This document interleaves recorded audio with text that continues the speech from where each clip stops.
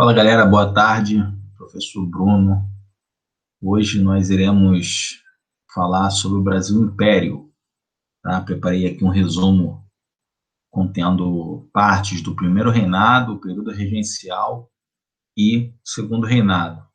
Os tópicos mais importantes desse período, tá beleza? Então, vamos lá, vamos para o slide, vamos para a aula.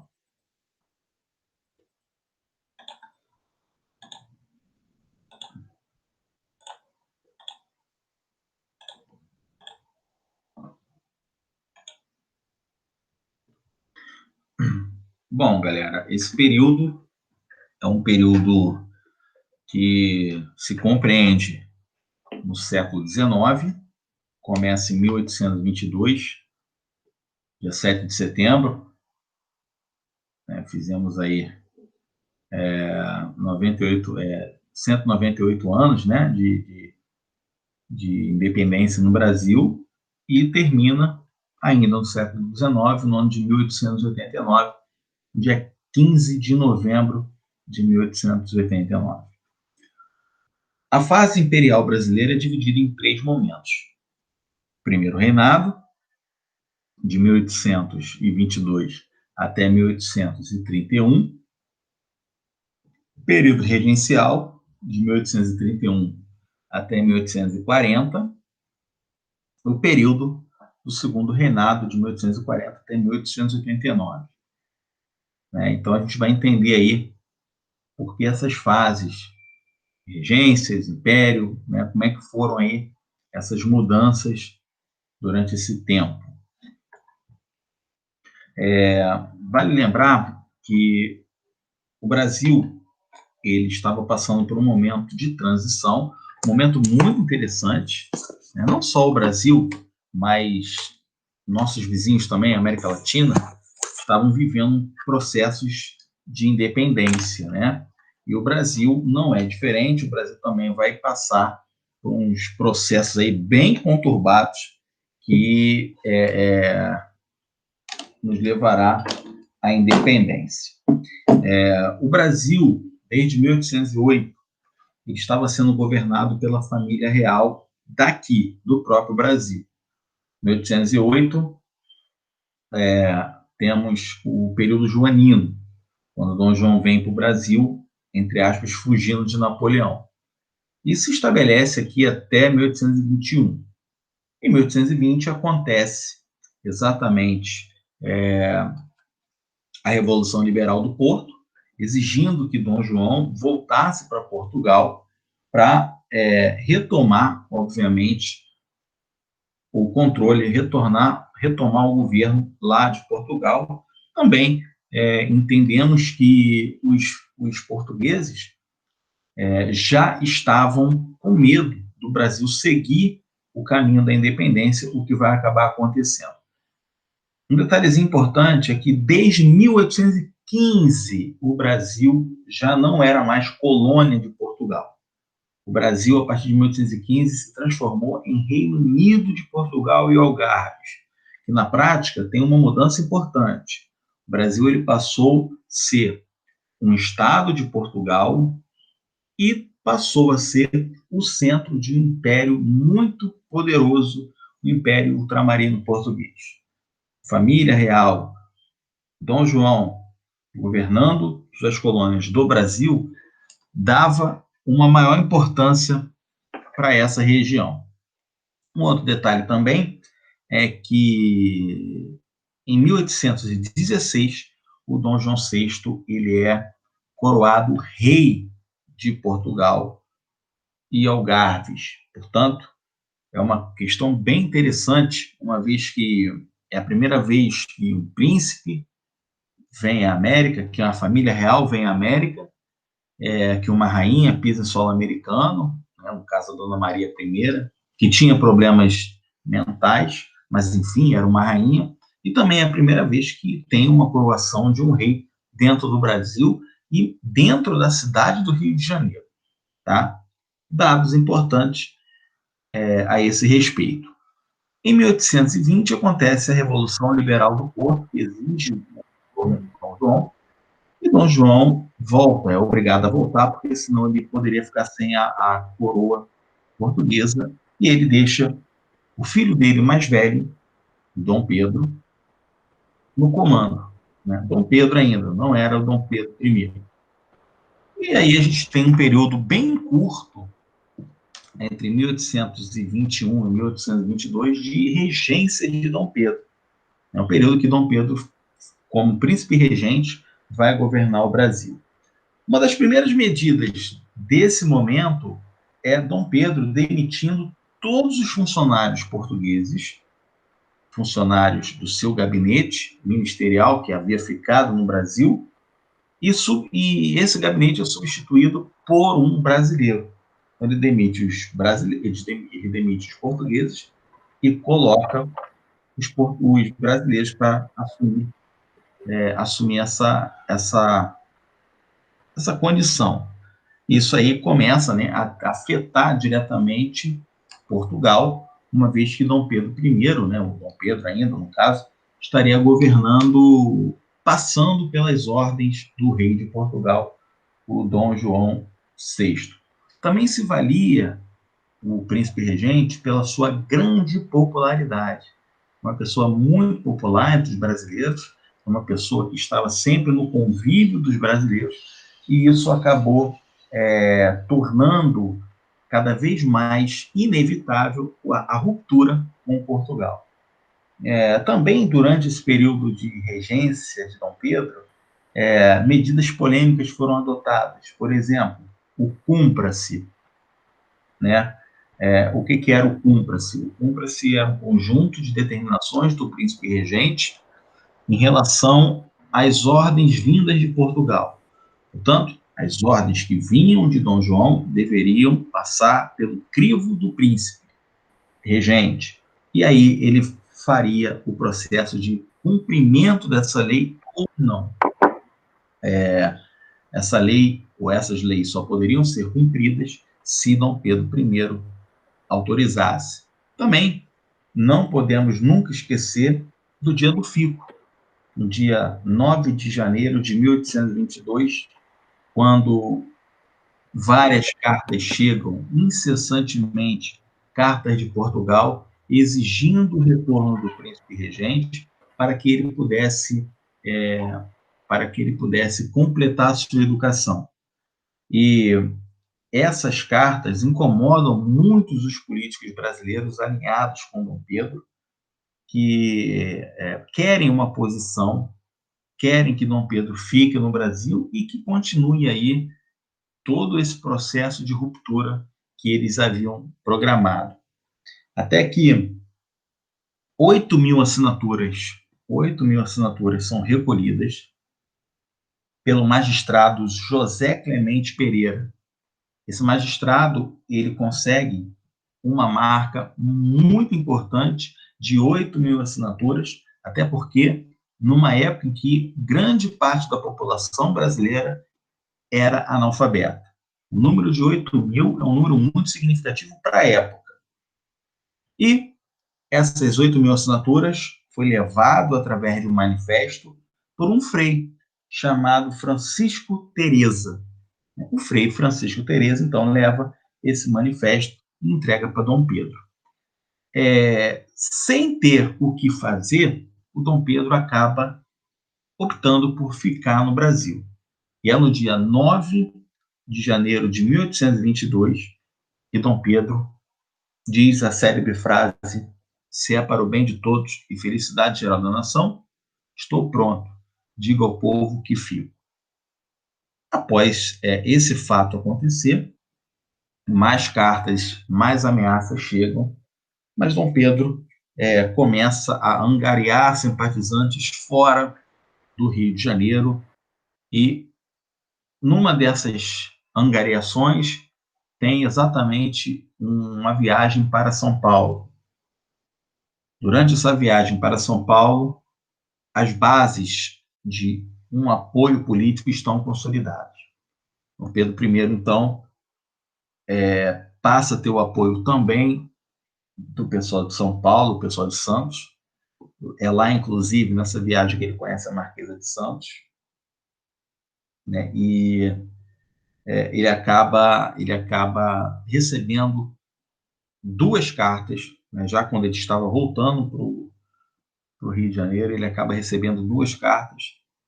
Uma carta era do pai dele, Dom João VI, e a outra carta era da esposa dele, a princesa Leopoldina.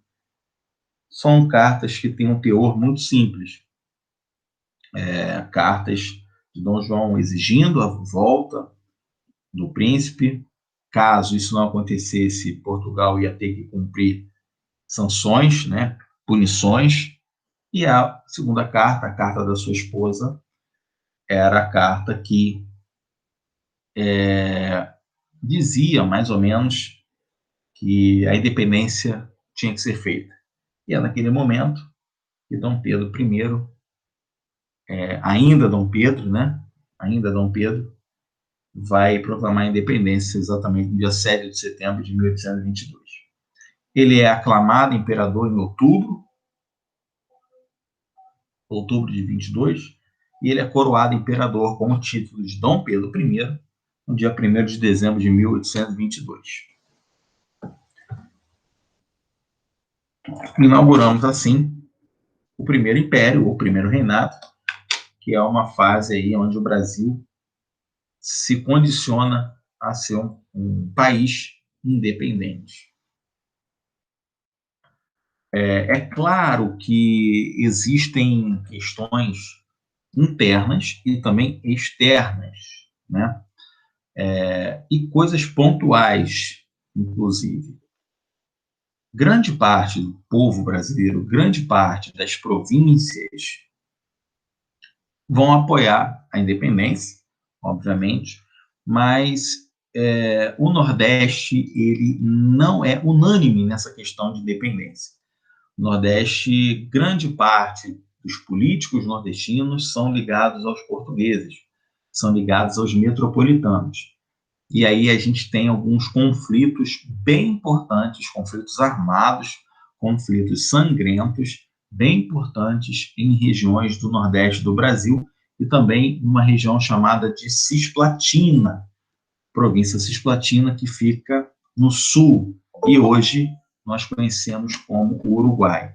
Então, não é unânime essa independência. Essa independência, ela, em algumas regiões, ela acaba sendo muito traumática. E eu vou separar aqui para vocês duas questões importantes sobre essas guerras, né, esses conflitos. Primeiro, a batalha no Piauí, denominada Batalha do Genipapo. Essa Batalha do Genipapo, ela acontece exatamente por conta de a maioria portuguesa não apoiar a independência do Brasil, e também a Batalha da Bahia, chamada de Batalha do Pirajá. A Bahia, nessa batalha, vale lembrar, vale citar a presença de uma mulher chamada Maria Quitéria de Jesus. Essa mulher se alista no exército brasileiro com o nome do seu cunhado, uma vez que naquele momento, naquela ocasião, mulheres não podiam, obviamente, fazer parte do exército. É uma questão também importante, porque já que o Brasil está sendo formado, o Brasil está sendo montado, não há no Brasil ainda um exército tão consolidado, tão forte, e nem tampouco uma marinha tão forte. É nesse momento que Dom Pedro I vai recorrer ao apoio de um mercenário escocês chamado Thomas Cochrane, um ex-almirante da Marinha Britânica, muito conhecido, e que vai prestar os serviços de apoio ao novo Império Brasileiro mediante a pagamentos de muito dinheiro. Nessa questão aí, vale lembrar que Dom Pedro I recorre ao apoio da Inglaterra, exatamente por conta, né, da filosofia da Inglaterra nesse momento, que é uma filosofia, né, de quanto mais países independentes, melhor para ela, né? Então, a Inglaterra ela empresta esse dinheiro e, automaticamente, Dom Pedro ele precisa pagar o Thomas Cochrane, que é um mercenário, ele vive disso, né, ele vai prestar esses serviços aí mediante um pagamento muito alto. Os Estados Unidos, ele reconhece a nossa independência em 1824, né, 2 anos depois, porque os Estados Unidos eles tinham uma filosofia de América para os americanos. Então, no imaginário norte-americano, nenhum país europeu poderia intervir no Brasil, né? Então, essa política de América para os americanos é vislumbrando, obviamente, né, a América para eles. Então, automaticamente seria impossibilitado de qualquer nação europeia fazer negócios aqui no Brasil, o que acaba não acontecendo, visto que a Inglaterra continua sendo muito próxima ao Brasil, mesmo depois da independência. Depois dos Estados Unidos reconhecer, o México também reconhece, inclusive com uma grande peculiaridade. O México ele está passando de um processo de transição de monarquia para a república. O México ele consegue a sua independência em 1821, um ano antes, e forma-se ali um governo provisório, inclusive tendo até mesmo um monarca, né, um imperador, né? Só que logo depois esse imperador cai para um golpe de Estado e a república é estabelecida. O Brasil ele é o único país latino-americano que, quando consegue a sua independência, opta por um governo monarquista. Portugal só vai reconhecer a independência do Brasil no ano de 1825, quando Dom Pedro paga exatos 2 milhões de libras esterlinas para Portugal. Na verdade, esse dinheiro seria disponibilizado pela Inglaterra, né? Só que, na verdade, as promissórias só seriam trocadas de dono. Portugal para o Brasil. A gente costuma dizer que isso daí é a primeira dívida externa do Brasil consistente, né? Então, 2 milhões de libras que vai ser debitado das contas do Brasil em relação à Inglaterra. Não teve transação monetária, porque como Portugal devia muito dinheiro para a Inglaterra, o que os ingleses fazem é abater um pouco da dívida para passar para o Brasil. A primeira dívida externa, como eu disse para vocês. Beleza? É isso aí. Vamos dar prosseguimento aí, que tem mais coisas do primeiro reinado. Vamos lá. A Inglaterra, para emprestar esse dinheiro, ela vai exigir algumas coisas. Primeiro, que o Brasil acabe com a escravidão. Mas aí, Dom Pedro I, alguns políticos, ganham tempo, dizendo o seguinte: o Brasil não está preparado para conceder a abolição. Por quê? Porque o Brasil ele depende muito dessa mão de obra do escravo. Lavouras canavieiras, cafezais, já chegando no século XIX a todo vapor. Então, o Brasil ele vai se pendurar nessa bengala, dizendo que não tem condições, naquele momento, de garantir a abolição. Porém, era o que a Inglaterra queria, não conseguiu, mas, entretanto, a Inglaterra vai conseguir a renovação dos tratados de 1810. Os tratados de 1810 que nós estudamos na semana passada, com o período joanino, eles são renovados por mais um tempo. Né? Para quem não se lembra, são 2 tratados de 1810. O primeiro tratado é o Tratado de Aliança e Amizade, onde esse tratado dizia que no Brasil não poderia ter a Santa Inquisição, que é a cassação de grupos simpatizantes de outra religião, tá? Dando também, em 1810, o privilégio de ações de magistrados ingleses no Brasil. Portanto, aqui no Brasil, nós teríamos, por exemplo, magistrados ingleses julgando ingleses. Portanto, as leis seriam diferentes. O outro tratado de 1810 é o de comércio e navegação. Esse comércio e navegação, ele estabelece algumas taxas alfandegárias, do tipo, os ingleses pagariam 15% de alfândega, enquanto Portugal, 16%, e outros países, 24%. Então, esse tratado ele vai ser renovado para a Inglaterra conseguir, para o Brasil conseguir o apoio inglês, esse tratado tem que ser renovado.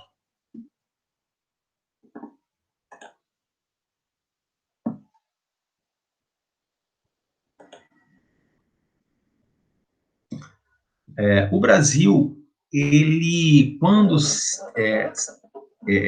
torna independente, o Brasil ele não tem assim uma grande alteração, né, no ponto de vista social, no ponto de vista econômico e até mesmo político, né? Porque no que tange esse modelo social, essa ordem social, ela é mantida, como, por exemplo, a efetivação do trabalho escravo. Então, esses escravos eles não ganharam a alforria e nem teve a abolição. Embora alguns historiadores, né, os estudiosos de Dom Pedro, afirmam que o Dom Pedro ele era contra a escravidão, mas que ele não podia acabar com a escravidão por conta, né, da dependência econômica que o Brasil tinha desses negros, dos escravos. Então, na ordem social, você tem ali a manutenção da escravidão. Na ordem econômica, você tem ali o Brasil se mantendo como um país agroexportador, né, um país de latifundiários, de dominadores econômicos, tá? E a forma de governo é uma forma monárquica, é um império. O Brasil é governado nos moldes de uma monarquia absolutista, né? É uma monarquia onde o rei, no caso do Brasil, o imperador, tinha grandes poderes. E mais ainda, Dom Pedro era português, não era brasileiro. Então você tem ali um contraste muito grande com a América Espanhola. A América Espanhola ela se torna um local fragmentado, né, com repúblicas. O Brasil ele se torna um país centralizado e monárquico. A própria presença de Dom João VI, ela cria no Brasil ali, nos brasileiros, um imaginário romântico da figura de um rei, né? Então, essa popularidade da família real, do próprio Dom Pedro, ajuda na construção de um mito chamado Dom Pedro I. Antes da gente falar da Constituição, vamos falar de política, né? Então, o Brasil, independente, ele tem grupos políticos. Quais são esses grupos políticos? A gente tem, basicamente, o Partido Brasileiro, tá? Defensores de uma monarquia onde as províncias tivessem autonomia, tá?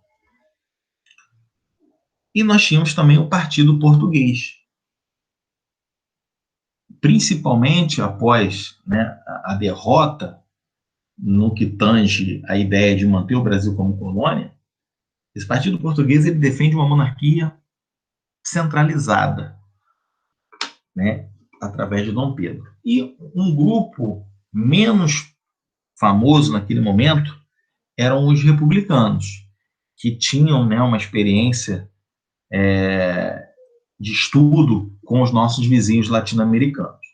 Mas quem vai controlar a política são esses do Partido Brasileiro e do Partido Português, que depois a gente chama de liberais conservadores, né? Mas, enfim, nesse primeiro momento, logo assim que Dom Pedro assume, eu já disse para vocês, ainda quando ele era regente, príncipe regente, ele demite os portugueses e forma o Ministério Brasileiro.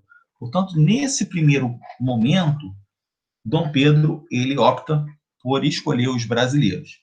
E o ministério é composto pelos irmãos Andradas, o José Bonifácio, o Antônio Carlos e o Martim Francisco de Andrada.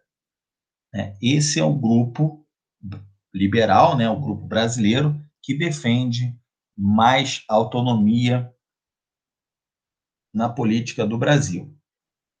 E aí, um país independente precisa automaticamente de uma Constituição própria, né, galera? Então, vai ser votada o projeto constitucional. Esse projeto constitucional é um projeto movido pela ala liberal, pelos brasileiros. E quando Dom Pedro se depara com esse projeto constitucional, o que a gente tem? Dom Pedro insatisfeito. Dom Pedro não apoia essa Constituição e diz que quer uma Constituição digna do Brasil e de mim. Então, Dom Pedro rasga esse projeto constitucional, literalmente, demite o ministério e ocupa esse ministério com o pessoal conservador, com os portugueses.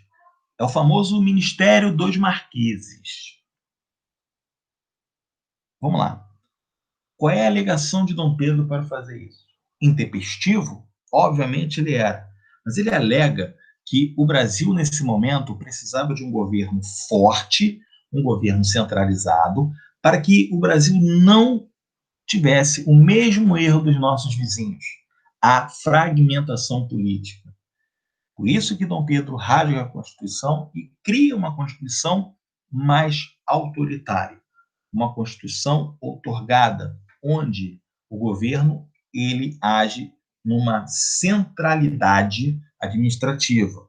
Por isso, esse projeto constitucional de 1823 ele é recusado. Obviamente que os políticos responsáveis por essa Constituição com mais autonomia são caçados, são presos por Dom Pedro I. É o episódio conhecido como a Noite da Agonia, quando Dom Pedro exige a prisão de todos os envolvidos nessa Constituição que retirava, segundo ele, seus poderes. A Noite da Agonia, sem dúvida nenhuma, é uma das causas para a sua queda em 1831. A forma truculenta, autoritária de Dom Pedro vai ser demonstrada em 1823 com o fechamento da Assembleia Nacional Constituinte e com a prisão de políticos, no episódio Noite da Agonia.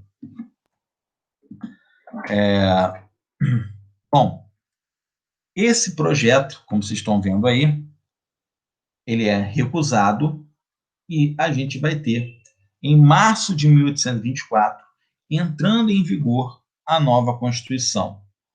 Essa nova Constituição ela tem algumas peculiaridades. Por exemplo, a existência de 4 poderes administrativos: poder executivo, legislativo, judiciário e o poder moderador, responsável por anular todos os outros poderes, caso o imperador assim o fizesse e assim o quisesse. Portanto, esse poder moderador era a chave do comando centralista do governo de Dom Pedro I. Repito, com a alegação de fazer com que o Brasil não se fragmentasse. Por isso, foi feito aí esse poder.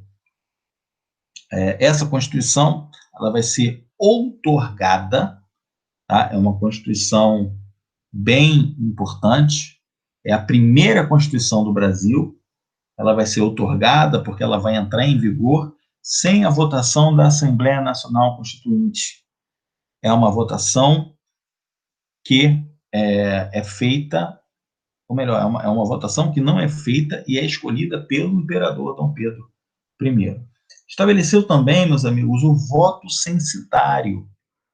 O voto censitário é o voto pela renda, tá? Essa renda ela é estabelecida a partir de 100 mil réis ano para votar, ou 150 alqueires de plantação de mandioca. O estabelecimento era simples, para votar 100 mil réis ano ou 150 alqueires de mandioca. Daí, o apelido que ela vai receber é exatamente a Constituição da Mandioca. Cuidado com essa palavra outorgada é uma palavra que significa imposição, tá? Temos também a divisão do Brasil em províncias sem autonomia política, tá? A escolha cabe ao imperador dos presidentes de província. Estabeleceu o Senado vitalício, estabeleceu também a religião oficial, o catolicismo, e também retornou com a ideia do padroado, uma coisa que já existia durante o Brasil colônia. O padroado significa que o chefe político também é um chefe religioso, tá legal? Você tem ali a criação de títulos de nobreza, tá? E uma série de questões que foram aplicadas nessa Constituição, claro, destacando, com certeza, o poder moderador, né, que era uma coisa bem opressora. Bom, é normal, porque você vai ter ali insatisfações, tá? Insatisfações. Um governo autoritário nos moldes do governo anterior, a insatisfação ela é de praxe. Então, a gente vai ter em 1824 a Confederação do Equador, que é a continuação da Revolução Pernambucana de 1817. Né? Você tem ali as ideias iluministas sendo colocadas em pauta. Né? A presença de uma elite intelectual que vai buscar a criação de um Estado republicano, né? A criação de um Estado participativo, quando você tem ali as eleições para presidente. Então, você vai ter ali uma tentativa de, obviamente, de construir uma república se espelhando nos moldes da República Norte-Americana. Tá? Como eu disse, a escolha dos presidentes da província cabia ao imperador. E o imperador vai nomear o Manuel de Carvalho Paz de Andrada. Né? Desculpa, ele vai depor o governador Manuel de Carvalho Paz de Andrada, porque esse cara ele é vinculado à ala liberal, aos portugueses, e vai nomear um substituto para o cargo. E aí a confederação ela vai se iniciar após a ação de lideranças e populares pernambucanos, conseguiu ganhar corpo e também o apoio, além de Pernambuco, teve o apoio do Ceará, da Paraíba e do Rio Grande do Norte. Uma outra prerrogativa desse movimento era o fim da escravidão. Tá? Principais líderes: Frei Joaquim Rabelo do Amor Divino, o Frei Caneca, o Cipriano Barata, que havia participado da Conjuração Baiana, o Emiliano Munducuru. Você tem também o João Soares, o José da Natividade, como os principais líderes desse movimento aí tão importante.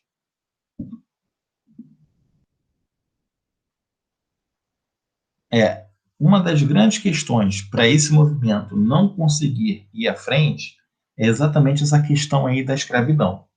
Porque a ala popular queria que a escravidão acabasse. até por ter, né, pessoas negras no movimento. Só que a elite é contra porque vão beber daquela fonte, né? Vão dizer que não tem condições de liberar seus escravos porque depende desse trabalho. Mais uma vez, Dom Pedro vai recorrer à ajuda econômica dos ingleses e vai liderar aí uma grande repressão. Temos também a participação do Thomas Cochrane, né, aquele mercenário que eu disse para vocês no início da aula. O Cochrane ele consegue cercar os revoltosos pelo mar, enquanto o exército cerca pela terra. Há uma grande carnificina, morre praticamente todos os líderes, ou são condenados à morte por enforcamento. Destaca-se, né, o Frei Joaquim Rabelo do Amor Divino, o Frei Caneca. Por quê? Porque ninguém queria enforcá-lo, né? Todos gostavam muito dele, e escravos foram oferecidos para enforcá-lo em troca da alforria, e ninguém quis fazer isso. Até que Dom Pedro teve que mudar a pena de morte, de enforcamento, para fuzilamento, que é um crime basicamente empregado aos traidores, né, da pátria, né? Inclusive até hoje tem, diga-se de passagem, a pena de morte, fuzilamento, está dentro da Constituição, mas se aplica apenas em traição da pátria, né? Então, é bem importante também esse fato, porque muita gente acha que não tem pena de morte no Brasil, mas tem. Claro, é uma pena de morte difícil de ser feita, porque o Brasil não é um país que está em guerra constantemente. Então, esse primeiro reinado é bem tranquilo, porque ele não foi muito tempo, e a gente já entra nessa questão aí da abdicação de Dom Pedro. A saída de Dom Pedro precocemente é por conta de alguns fatos aí. Primeiro, essa questão da Cisplatina, a Guerra da Cisplatina. Essa guerra ela vai custar a vida de muitos soldados brasileiros, e é uma guerra ilógica. Por quê? Porque a Cisplatina ela foi colonizada pela Espanha. Os moradores da Cisplatina eram moradores que falavam espanhol, tinham culturas diferentes. Então não havia cabimento pertencer a um país de língua portuguesa. A Cisplatina, a província Cisplatina, ela teve o apoio também da Argentina nessa guerra, tá? Que se chamava de Províncias Unidas do Rio da Prata. Vai ter o apoio da Argentina e vai ter o apoio também da Inglaterra, porque o interesse da Inglaterra era que se ampliasse a quantidade de países para que mais países ficassem na dependência da economia britânica.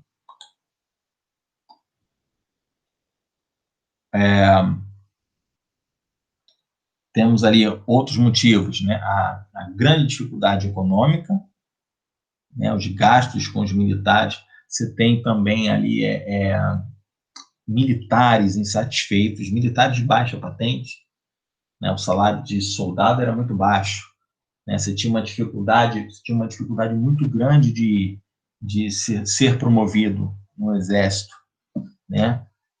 As altas patentes do exército brasileiro ainda eram ocupadas por portugueses. Então, isso aí acaba tendo um grande peso, né? Você tem também ali como causa a vida pessoal de Dom Pedro I. É uma vida que ele levava, uma vida muito problemática. Bebidas, jogos, mulheres, a morte da Imperatriz Leopoldina, que era uma pessoa muito adorada pela população, né? Então, a vida particular de Dom Pedro também é uma questão a ser observada. Tem também a dissolução da Assembleia Nacional Constituinte, né? Tem a deposição do Ministério dos Brasileiros, o Ministério dos Andradas, sendo trocado pelos Ministérios dos Marqueses, né? Os portugueses. A própria Confederação do Equador, né? Uma confederação que que, apesar do nome, eles usavam a Constituição da Colômbia, né, provisoriamente. Então, a carnificina empreendida por agentes do Estado com aquela população tão carente. O trono português, o Dom João VI, ele morre em 1826. Né? Então, esse trono, ele teoricamente, ele passaria para Dom Pedro. E aí o medo dos brasileiros era que se Dom Pedro assumisse Portugal, o Brasil poderia voltar a ser colônia. Então, os brasileiros cobram isso dele, até que ele tem uma medida, né, uma atitude bem, bem peculiar. Ele vai abdicar o trono de Portugal em favor da filha dele, a Dona Maria, a jovem princesa. Só que a Dona Maria não poderia ser rainha em Portugal, porque ela era menor de idade, tinha menos de 18 anos, ela era bem jovem. E aí a proposta de Dom Pedro é que ela tinha que casar com o seu irmão, né, o Dom Miguel, irmão de Dom Pedro, né, tio da menina, e o Dom Miguel iria governar como regente. Quando a menina completasse 18 anos, ela assumiria, de fato e de direito.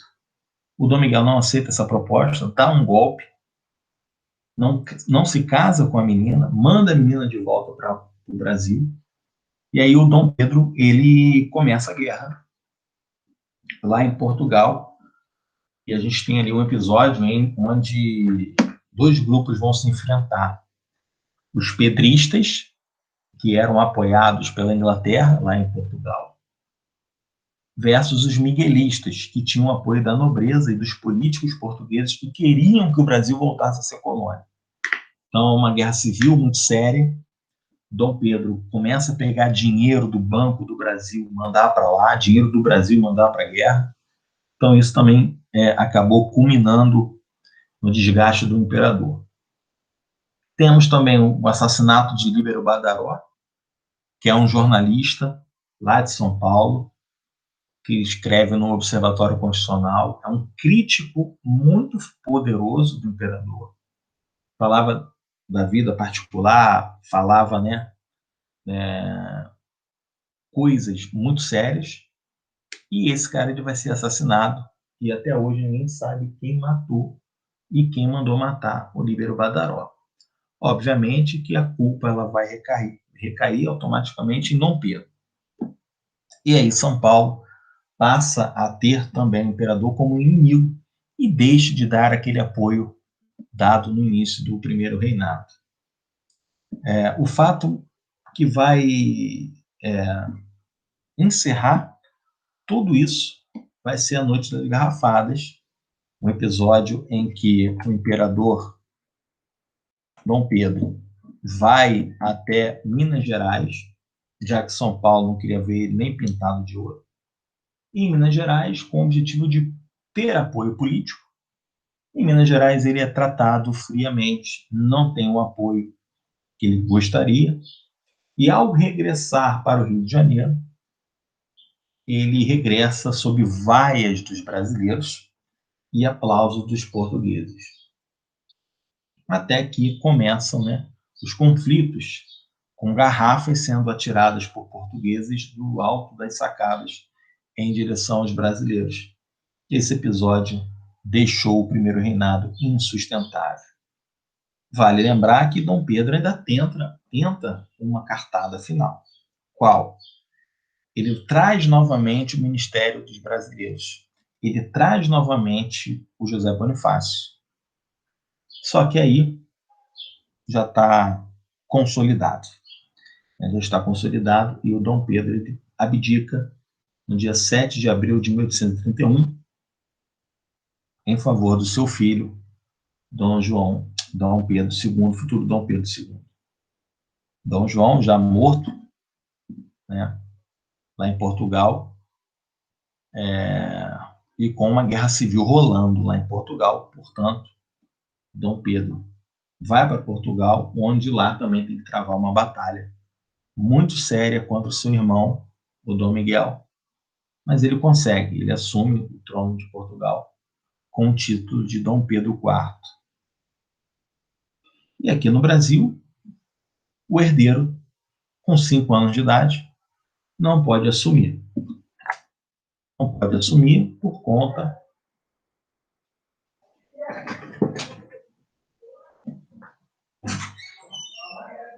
tua mãe. Vamos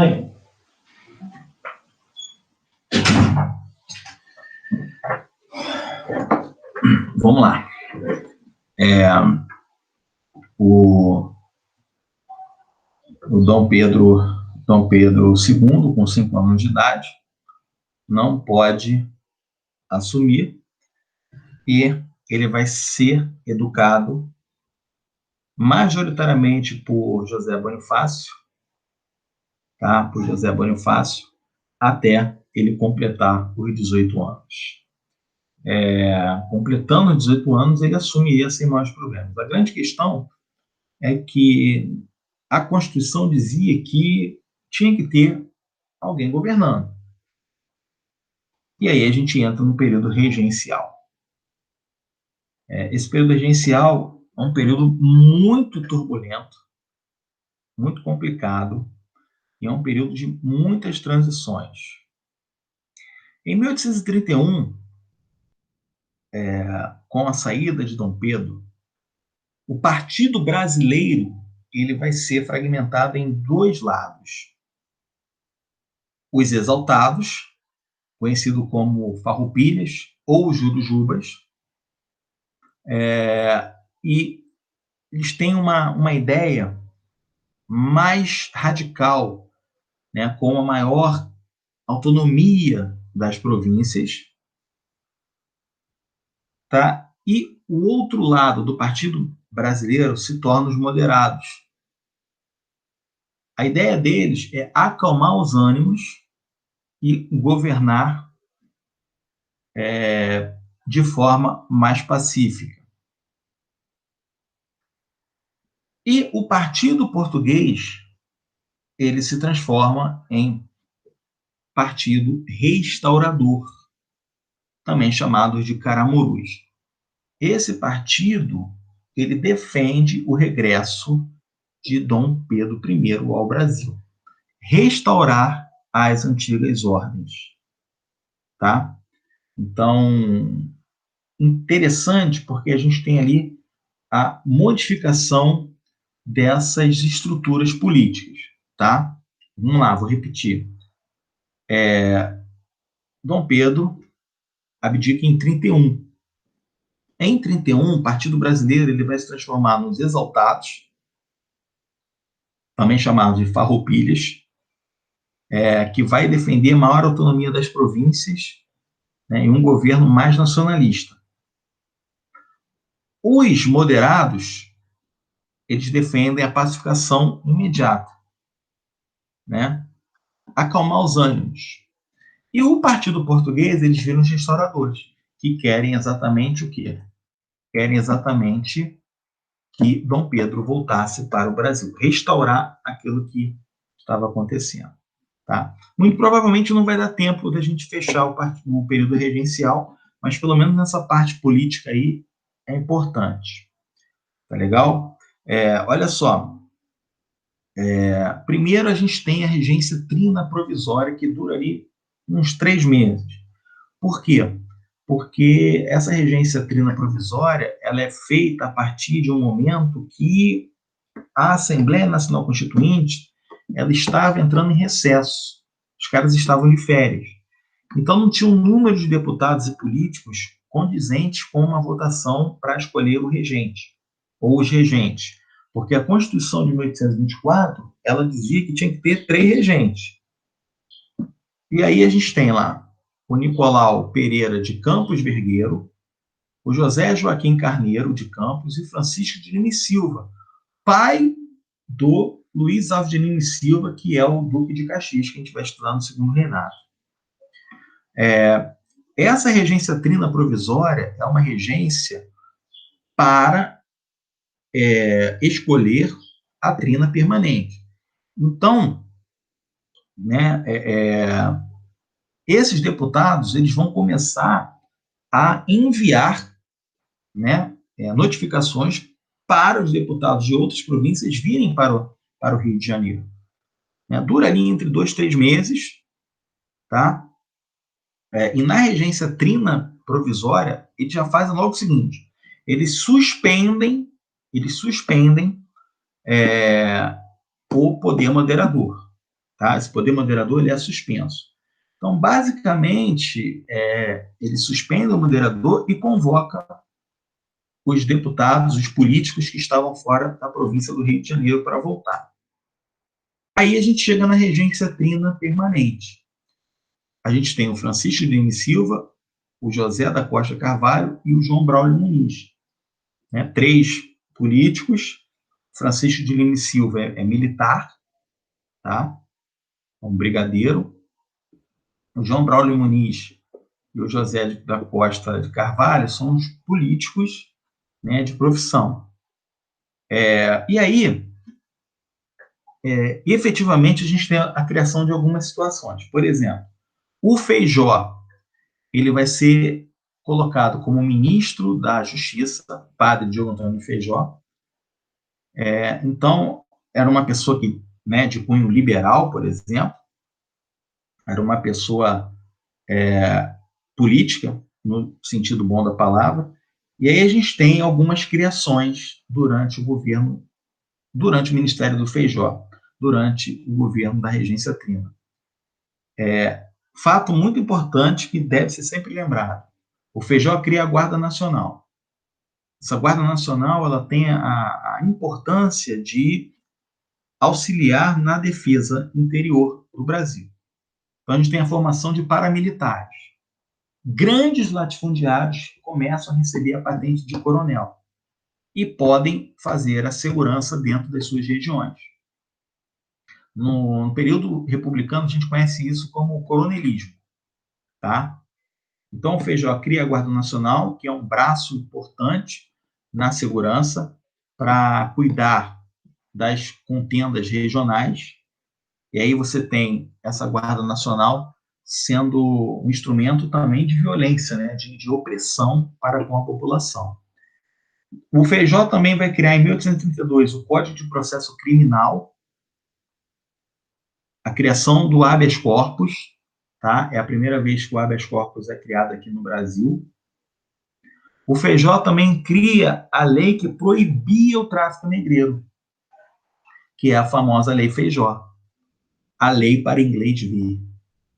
Portanto, em 1831, a pressão da Inglaterra contra a escravidão, contra o tráfico negreiro, o Feijó então dá um cala-boca.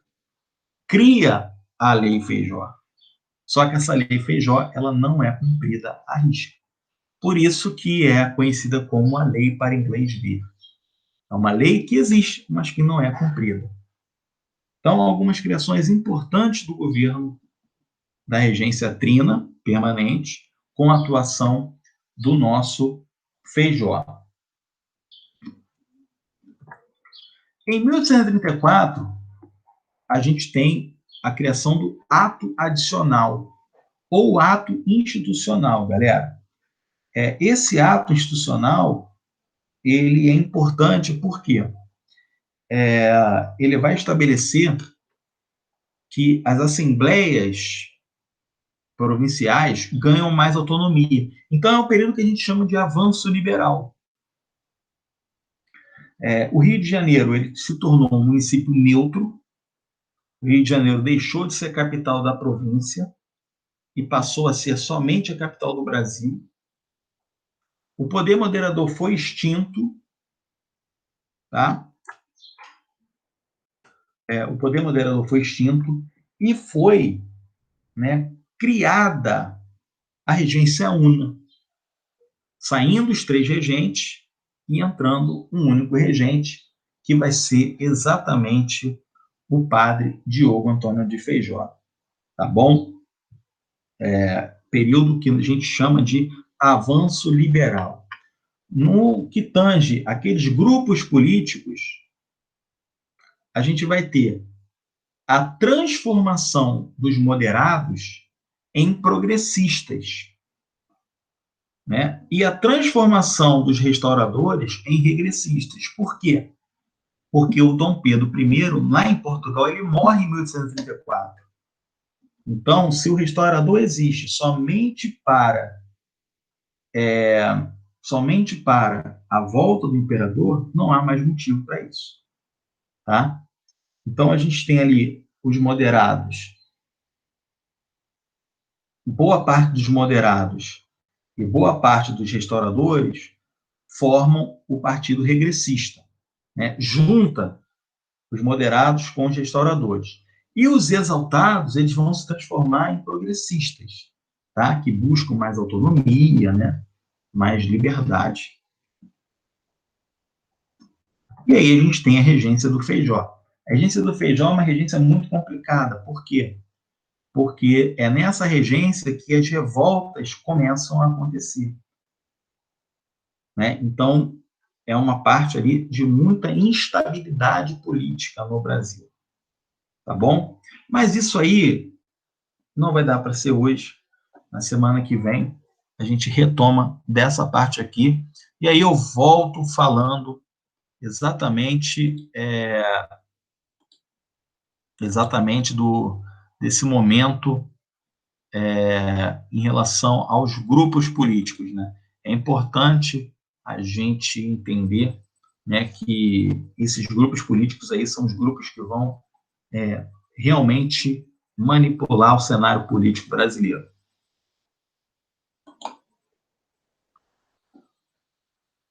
Bom, aí a gente tem algumas perguntas aí que sempre bom. Eu sempre olho ali no final do chat, né, algumas perguntas. Então, a primeira pergunta: o alvará de 1785 parou de valer em 1808. Vamos lá, o que é o alvará de 1785? É o alvará da Dona Maria Louca, que proíbe o estabelecimento de manufaturas, né, aqui no Brasil, justamente para priorizar a Inglaterra. Em 1808,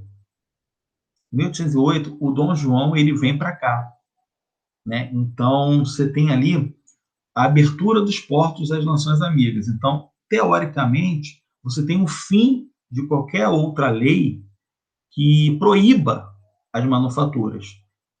A abertura dos portos é um processo que te dá autonomia de concorrer. A grande questão é que o Brasil não tinha condições de competir com a Inglaterra, porque a Inglaterra era industrializada e o Brasil ainda estava na fase da manufatura e também bem arcaico, porque ficaram proibidas de funcionar durante muito tempo. A outra pergunta é sobre a morte do Líbero Badaró. A morte do Líbero Badaró é uma das causas de falência do primeiro reinado, porque ele era um político, ele era um jornalista muito atuante na área da política. E o jeito que ele foi assassinado, com tiros em frente ao seu trabalho, choca bastante e corrobora para Dom Pedro I levar a fama. Até hoje, como eu disse lá durante a aula, até hoje não há evidências que foi Dom Pedro que mandou matar ou quem matou. Mas isso colaborou sim para a saída dele. Perfeito? Então é isso aí. Interessante, porque a gente, né, depois da aula tem lá umas perguntinhas, é bom que se esclarece tudo. Galera, me despedir aqui de vocês. Até semana que vem com o período regencial, vamos fazer de novo aí essa revisão desse período tão importante para o Brasil. Braços.